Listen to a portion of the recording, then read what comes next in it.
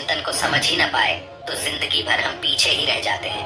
नतीजा ये होता है कि हम अपनी क्षमता से कम हासिल कर पाते हैं और जिंदगी में आगे बढ़ने में मुश्किलें आती हैं। तो चलिए आज इसी नकारात्मक विचार को समझने की कोशिश करें और देखें कि इससे कैसे बचा जाए। दोस्तों, बहुत समय पहले की बात है। एक नगर में लोग खुशियां मना रहे थे। उस नगर में खुशियों का माहौल था। एक तरफ जहां लोग खुशियां मना रहे थे, वहीं पर दूसरी तरफ एक लड़का उन सब से अलग होकर एक पेड़ के किनारे उदास होकर बैठा था। उसे मन ही मन ये चिंता सताए जा रही थी कि परीक्षा नजदीक आ चुकी थी और वह चाहकर भी पढ़ाई नहीं कर पा रहा था। वह चाहकर भी पढ़ाई में मन नहीं लगा पा रहा था। वह जितना पढ़ाई के बारे में सोचता, उसके चेहरे पर उतनी ही निराशा और हताशा बढ़ जाती। वह इन सभी विचारों के बारे में सोच ही रहा था कि तभी वहां से एक गुरुवर गुजर रहे थे। उन्होंने जब उस लड़की को देखा तो वह यह समझ चुके थे कि लड़का कुछ परेशान है, जरूर कोई समस्या है। इसलिए वह उस लड़के के पास पहुंचे और उस लड़के से कहते हैं, क्या बात है बेटा? पूरा गांव खुशियां मना रहा है, गांव में खुशियों का माहौल है और तुम यहाँ इस सुनसान जगह पर इस पेड़ के नीचे अकेले बैठे हो और तुम बहुत उदास भी लग रहे हो। आखिर क्या बात है?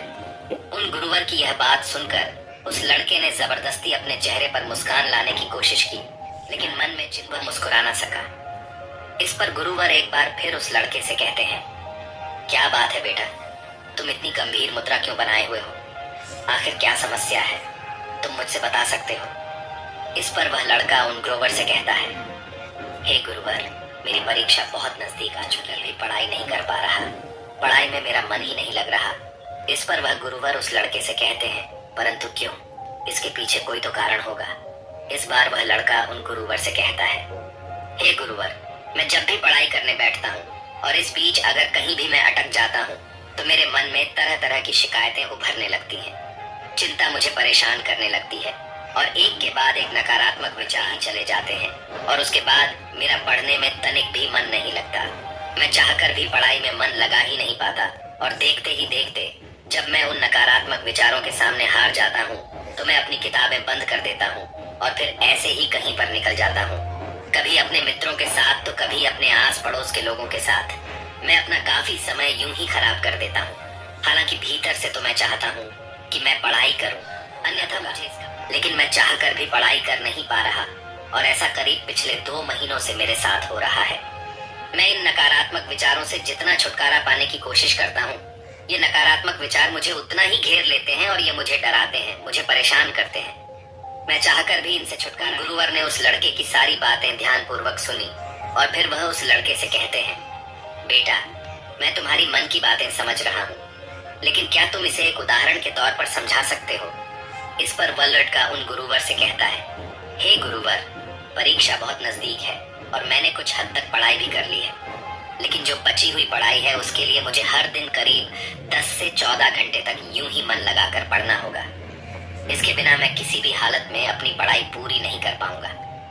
जब ये ख्याल मेरे मन में आता है तो मैं डर जाता हूँ। मैं भीतर ही भीतर कांप उठता हूँ और देखते ही देखते मेरी हिम्मत जवाब देने लगती है और मैं हार मान लेता हूँ। और फिर उसके बाद मेहनत करने का मानो मेरा मन ही नहीं होता।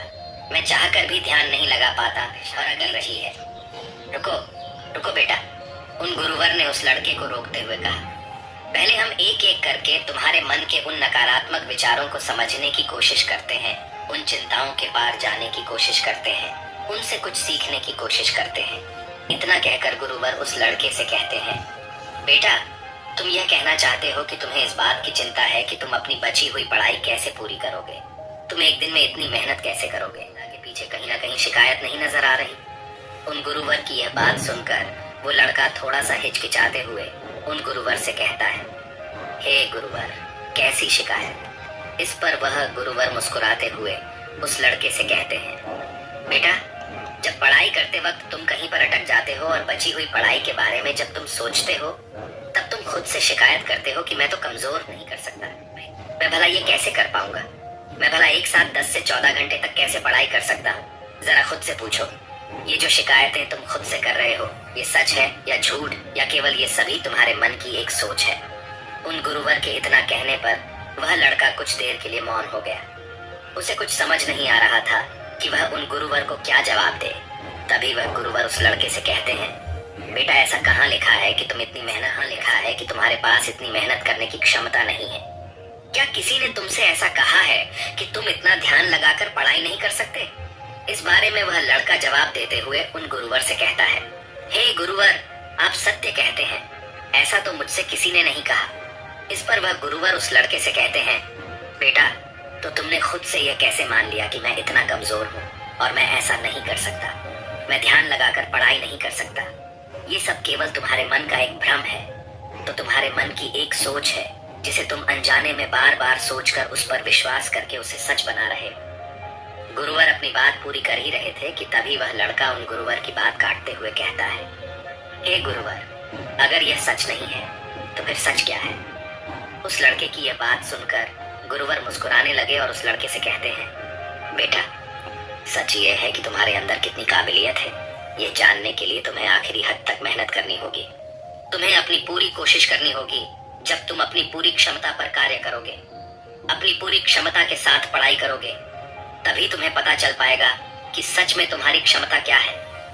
इस पर वह लड़का उन गुरुवर से कहता है, हे गुरुवर, तो अब मुझे क्या? इस पर वह गुरुवर उस लड़के से कहते हैं, बेटा मेरी बात ध्यान से समझो। हर चिंता के पीछे एक सकारात्मक संदेश होता है जिसे हमें पहचानने की आवश्यकता होती है। जैसे जब तुम्हारे मन में यह चिंता प्रकट होने लगी कि मैं अपनी बाकी की पढ़ाई इतनी जल्दी पूरी कैसे करूंगा, तो इस चिंता के पीछे सकारात्मक संदेश क्या था? इस पर वो लड़का कुछ देर सोच विचार करने के बाद उन गुरुवर से कहता है, हे गुरुवर, यही की परीक्षा बहुत करीब है और मुझे पूरा ध्यान और अपनी शक्ति लगाकर पढ़ने की जरूरत है। इस पर गुरुवर कहते हैं, बिल्कुल सही। तभी वो लड़का उन गुरुवर से कहता है, ठीक है, यह तो बहुत अच्छा तरीका है, इससे तो मैं आसानी से अपनी पढ़ाई पर ध्यान लगा। इतना कहकर वह लड़का वहां से जाने लगा। तभी गुरुवर उस लड़के से कहते हैं, रुको बेटा, अभी चिंता पूरी तरह से पार नहीं हुई है। जब भी तुम उस चिंता के पीछे का सकारात्मक संदेश समझ लो तो उसके लिए धन्यवाद करो और आगे बढ़ो। अपने आप से कहो कि मैंने उस चिंता के पीछे का संदेश समझ लिया है और अब मैं पूरी ईमानदारी के साथ मेहनत करने के लिए तैयार हूँ। मैंने यह भी स्वीकार कर लिया है कि मेहनत करने में मुझे कष्ट भी होगा, तकलीफ भी उठानी पड़ेगी, लेकिन मैं हार नहीं मानूंगा। यह संदेश मुझ तक पहुंचाने के लिए आपका शुक्रिया। आगे गुरुवर लड़के से कहते हैं, जब तुम खुद से ऐसा कहोगे तो तुम्हें तत्काल अच्छा महसूस होगा, हल्का महसूस होगा, क्योंकि तुम्हारे अंदर का द्वंद्व युद्ध पूरी तरह से समाप्त हो चुका होगा और तुमने उस चिंता तरह से समझ लिया होगा। तुमने यह स्वीकार कर लिया है कि हाँ, मुझे लंबे समय तक ध्यान करने की आवश्यकता है, मुझे मेहनत करने की आवश्यकता है, साथ में मुझे थोड़ी सी कष्ट और तकलीफ भी उठानी पड़ेगी। हो सकता है कि इससे मुझे थोड़ी थकान भी हो, लेकिन मैं मेहनत करने से पीछे नहीं हटूंगा। ये सब स्वीकार करते ही तुम्हारे अंदर एक ऊर्जा उत्पन्न होगी और ऐसा इसलिए होगा क्योंकि तुम्हारे मन का बोझ पूरी तरह से हल्का हो चुका है। तुमने उन चीजों को स्वीकार कर लिया है जो चीजें तुम्हारा मन तुमसे स्वीकार करवाना चाहता था। किंतु अब यही मौका है, इस मौके को खाली मत जाने देना और तत्काल इस पर निर्णय लेना, तत्काल इस पर कार्य करना, तत्काल इस सकारात्मक संदेश को अपना विश्वास बना लो, ताकि तुम इस पर पूरी तरह से विश्वास करने लगो। आगे गुरुवर उस लड़के से कहते हैं, बेटा यह कठिनाई का ही समय होता है, जो कुछ कर दिखाने का होता है, दर्द को ताकत में बदलने का होता है। इस दुनिया में जितने भी महान लोग हैं, जिन्होंने भी अपने जीवन में कुछ बड़ा हासिल किया है, उन्होंने इसी तरह अपनी शिकायतों, अपनी कमजोरियों को ताकतवर और सकारात्मक सोच में पूर्ण रूप से विश्वास किया है और तभी वे लोग इतनी ऊंचाइयों तक पहुंच पाए हैं। आगे गुरुवर उस लड़के से कहते हैं, बेटा अब तुम मुझे अपनी अगली समस्या बताओ और इसका निवारण भी तुम खुद ही करो। इस पर वह लड़का कुछ देर सोच विचार करने के बाद उन गुरुवर से कहता है, हे गुरुवर, कभी कभी मुझे लगता है कि मैंने बहुत समय खराब कर दिया, मैं हार चुका हूँ। अगर मैंने 6 महीने पहले मेहनत की होती, इन चीजों की शुरुआत कर दी होती, तो आज मैं कहीं और होता। मुझे ऐसा लगता है कि अब इतनी मेहनत करके मुझे कोई लाभ नहीं होगा। इस पर गुरुवर उस लड़के से कहते हैं, बेटा अब मुझे यह बताओ, इस चिंता के पीछे शिकायत क्या है? वह लड़का उन गुरुवर की बात मानते हुए कुछ देर के लिए उन विचारों से कुछ भी समझ नहीं आता। तभी गुरुवर उस लड़के से कहते हैं, बेटा तुम खुद से शिकायत कर रहे हो कि तुमसे गलती हुई है और अब मैं इसे सुधार नहीं सकता। तुम्हें ऐसा लगता है कि गलती होना मतलब हार मानना, लेकिन जरा अपने आप से पूछो कि जो शिकायत अपने आप से कर रहे हो यह कोई सच है या केवल सोच। इस पर वह लड़का कुछ देर सोच विचार करने के बाद उन गुरुवर से कहता है, हे गुरुवर, गलती मतलब हार मानना होता है। ये तो मेरी एक सोच है, लेकिन सच क्या है? इस पर गुरुवर उस लड़के से कहते हैं, बेटा, जब तुम संघर्ष करोगे तो तुम्हें खुद ही पता चल जाएगा। लेकिन अब मेरा यह प्रश्न है कि मुझे यह बताओ कि इस चिंता के पीछे का सकारात्मक संदेश क्या है? इस पर वो लड़का कुछ देर फिर से सोच विचार कर उन गुरुवर से कहता है, इस चिंता के पीछे का सकारात्मक संदेश यह है कि अब मैं यह गलती दोबारा नहीं होने दूंगा। मैं अपने जीवन में ऐसी स्थिति कभी दोबारा आने ही नहीं दूंगा जहां मेरी तैयारियां कम पड़ जाएं और मैं हार मान बैठूं। आगे वह लड़का उन गुरुवर से कहता है, हे गुरुवर, चिंता के पीछे का यह सकारात्मक संदेश मुझे मिल चुका है। आपसे मैं ऐसी गलतियां मैं हमेशा सीखता रहूंगा। ऐसे में सही कर्म करने के पीछे ध्यान दूंगा, हर कर्म को सही समय पर करूंगा। इतना कहकर वह लड़का उन गुरुवर से फिर कहता है, हे गुरुवर, उस सकारात्मक संदेश को स्वीकार करने के बाद मुझे अब बहुत अच्छा लग रहा है। मैंने कभी नहीं सोचा था कि इन चिंताओं के पीछे जो सकारात्मक संदेश होते हैं वह इतने ज्यादा शक्तिशाली होते हैं। आगे वह लड़का उन गुरुवर से कहता है, हे गुरुवर, कृपया करके मुझे एक बार और इसे अच्छे से समझाइए। मैं इसे अच्छे से समझना चाहता हूँ ताकि मैं ऐसी गलतियां दोबारा न करूं। आगे लड़का उन गुरुवर से अपनी अगली चिंता बताते हुए कहता है, हे गुरुवर, मुझे इस बात की बहुत चिंता होती है। इतनी पढ़ाई करने के बाद भी यदि मेरा चयन न हुआ तो मेरे रिश्तेदार, मेरे पड़ोसी और मेरे गांव वाले क्या कहेंगे? इस पर गुरुवर मुस्कुराते हुए उस लड़के से कहते हैं, बेटा, चिंता के पीछे की शिकायत देखो। इस पर वह लड़का और कुछ देर सोच विचार करने के बाद वह गुरुवर से कहता है, हे गुरुवर, मैं खुद से कह रहा हूँ कि लोग मुझे पसंद करेंगे तो ही मैं खुद को पसंद करूंगा। इसका अर्थ यह हुआ कि मैं दूसरों की सोच पर निर्भर हूँ। मैं दूसरों के हाथों की कठपुतली हूँ और मुझे इस बात की चिंता हो रही है। हे गुरुवर, मैं सोच रहा हूँ, मैं जो इस शिकायत के पीछे का संदेश समझ पा रहा हूँ वह सच है या केवल सोच? इस पर वह गुरुवर एक बार फिर उस लड़के से कहते हैं, बेटा, यदि तुम दूसरों की नजरों से खुद को नापोगे तो हमेशा खुद को छोटा ही पाओगे, क्योंकि छोटे लोग दूसरों के बारे में छोटा ही सोचते हैं। और इसी के विपरीत सच यह है कि यह तुम्हारा काम है कि तुम खुद की इज्जत करो। जो भी तुम कार्य कर रहे हो उसकी इज्जत करो और खुद पर भरोसा करो। यही सच है।